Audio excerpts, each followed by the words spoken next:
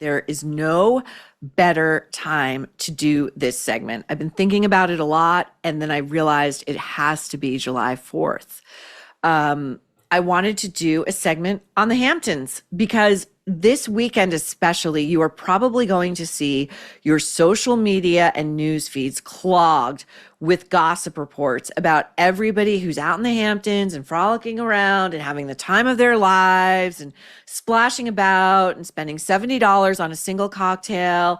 And people are going to be posting selfies like Cynthia Nixon, like we just talked about. And I'm here to tell you, it is nothing at all like what you see, whether it's people and their own selfies and their own social media, or it's stuff that you see in the tabloids or on the entertainment shows. It is not that. I promise you. I'm going to start with the story of a woman named Candice Miller, who was a big influencer out here. She had this blog called Mama and Tata. It never made any sense to me. Or it was an Instagram account, excuse me. It was an Instagram account. And she had at its height, I think like 80,000 followers. And her whole thing was, look at how fabulous I am. And here's just sort of one version of an image that you would see of Candice living her best life. Oh my God, are we having the most fun ever? Look at my gown, look at what it costs, look at what my body costs to maintain, and my face and my hair.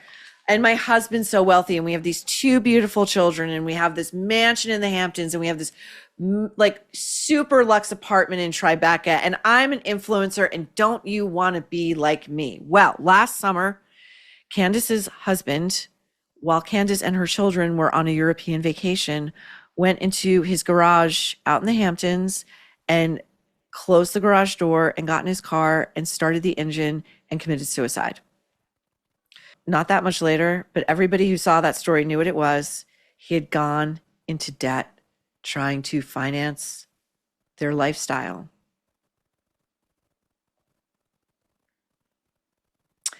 And Candice scurried about, just my opinion, doing what one like her does best, finding other people to finance her luxe life. I believe one of Diane von Furstenberg's children or relatives, or maybe Diane herself, put Candice up in one of her luxury apartments in Miami. And Candice has been busy landing on her feet. There was a Page 6 report, say within the past week. It was the lead item, like that banner item. And apparently, I didn't know this. I'm not Jewish. I was raised Catholic, but in Jewish tradition, it's common to unveil the deceased's gravestone 1 year after they die. And her husband's family had the unveiling the year later, and I believe it was in Brooklyn. And Candice didn't show up, and the family was furious. And, her excuse was like she had other shit to do. Life goes on. Your son and brother and nephew and friend bankrupted himself so that I could live large. Well, you know what? No use crying over spilled milk. I got shit to attend to. I got a lifestyle to lead. And guess what she has rebranded herself as? A wellness and lifestyle expert, right? A wellness and lifestyle expert. Her Instagram page is now up. Her new Instagram page, we're looking at like a sunrise with like rays bursting through the clouds at like a pristine beach, and the ocean looks like dark but light. She's got some bullshit up there about like having to go through dark times to get to the good stuff. All the bullshit these people sling.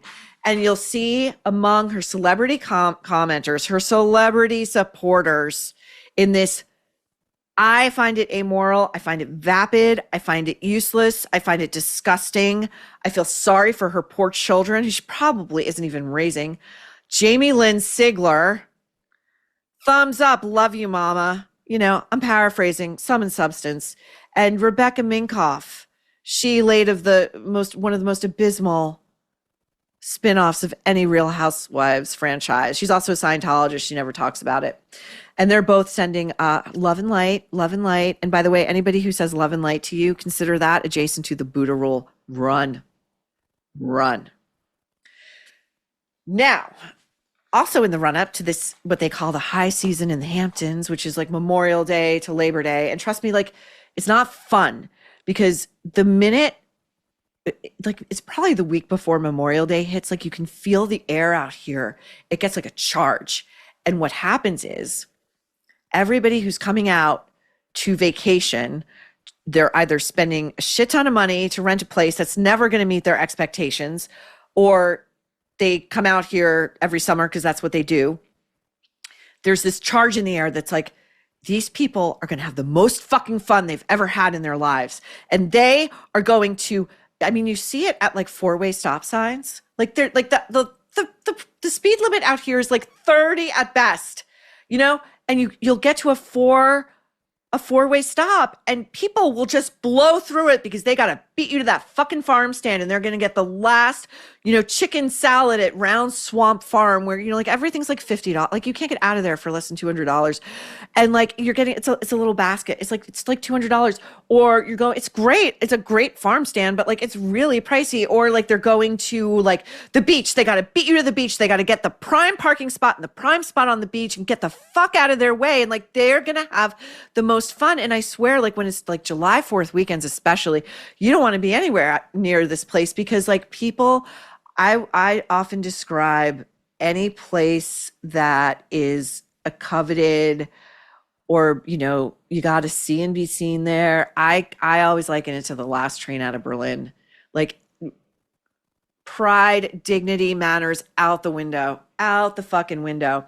So, but you know, that's not what's covered. That's not the way that it's depicted out here. It's like you're supposed to want to be out here. Like you'd sell an organ to be out here. The Wall Street Journal magazine in the run up to this season ran a huge feature. I wish I had like ripped it out of the magazine because it's about a lawyer named Edward Burke Jr. And he is the go-to guy if you get busted for drunk driving. Now, drunk driving is a scourge out here. Everybody out here, I'm not going to say everybody, I'm going to say like 80% of people, they're like, you know what? I'm rich, I'm famous, I'm privileged, I do what I want, I make the rules. I'm going to drive drunk. I don't fucking give a shit. I'm going to drive drunk. Catch me if you can, catch me if you dare. I'll get out of it. And this guy, Edward Burke, is the guy that you call. He is the guy that Justin Timberlake called last summer when he was busted in Sag Harbor, leaving the American hotel where he had been minesweeping. Now, this is allegedly minesweeping. This is a phrase that my British friends have introduced me to. Minesweeping is when you have finished your drink and you can't get another drink served to you fast enough. So you minesweep, you start going to tables and plucking other people's drinks off of their tables and just slugging them back. And that's apparently what Justin was doing at the American Hotel. And his mugshot went viral. And actually there's a little art gallery that's like a few doors down from the American Hotel that had in its window an artist's like portrait rendering of JT's mugshot. And I remember standing there looking at it, and this woman standing there next to me said, "Oh, I feel so bad for him. That's such a shame. Nobody should be exploiting him like that." And I was like, you feel bad for him, feel bad for yourself. He's driving fucking drunk. He could have killed somebody. Don't drive drunk if you don't want your portrait hanging up like Andy Warhol doing you, whatever. It's a plague out here. And I'm going to tell you something else. This guy, Edward Burke, was shot. Like, here's just one version of like a photo of him. But the main image of him, it's like Technicolor. And he's standing outside the Sag Harbor Cinema, which is like a beautiful facade in the middle of Main Street. And he's sipping like a $10 iced coffee in a $4,000 suit, I'm guessing. And he's smirking. And it's like, I'm your guy. Drunk driving, drunk driving. I was horrified my first summer out here. My first real summer, I was invited to like a bonfire party. I've told you guys a little bit about this before, probably in my first episode of The Nerve, the inaugural. But you know, I was introduced. This is the kind of person who, there are really good people out here. I'm going to say that there are really good people. They're really decent, good, fun people. You have to hunt them down though. You got to find them. They're gems in a haystack.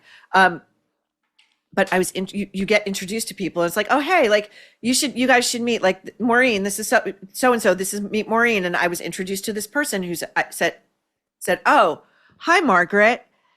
And I said, oh, no, I'm sorry. My name is Maureen. Oh, hi, Margaret.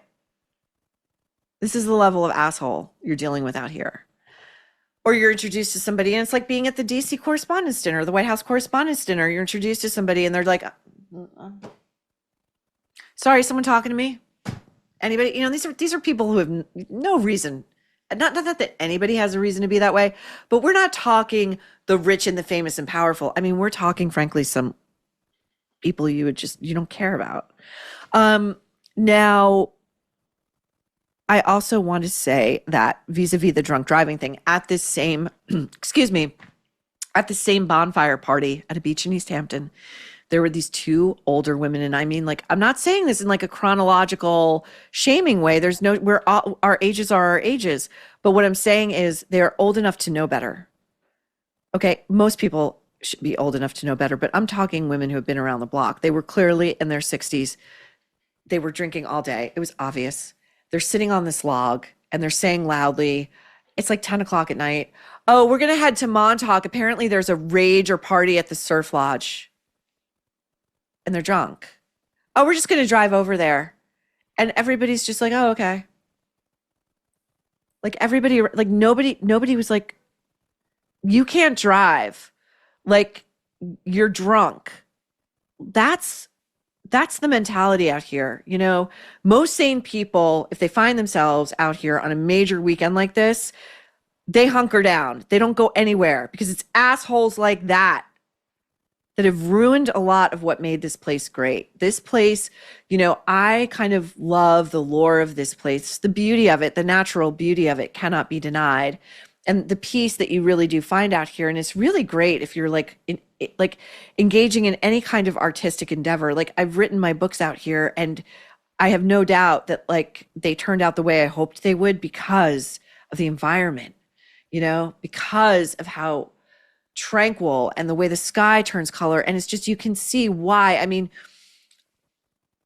real artists back before the Hamptons became this product, this thing, this idea fix in this national psyche.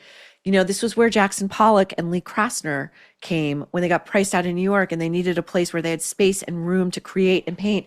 And Jackson Pollock and Lee Krasner's house out here is actually now on the National Historic Registry. I think it's a museum. You can go to the barn where Jackson Pollock did his drip paintings, came up with that. The paint is still on the floor and the walls.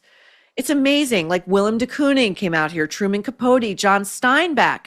John Steinbeck, by the way, whose house fairly recently went up for sale, and it was this huge fight between the estate. John Steinbeck and his wife Elaine did not have children of their own, but Elaine had a nephew, and he, I believe, inherited the house. He wanted to sell it for profit, and the town really wanted to buy it and preserve it and use it as a writer's retreat for writers who really needed it, not established people, but people who really needed a place to go and, hew really to that literary legacy and history.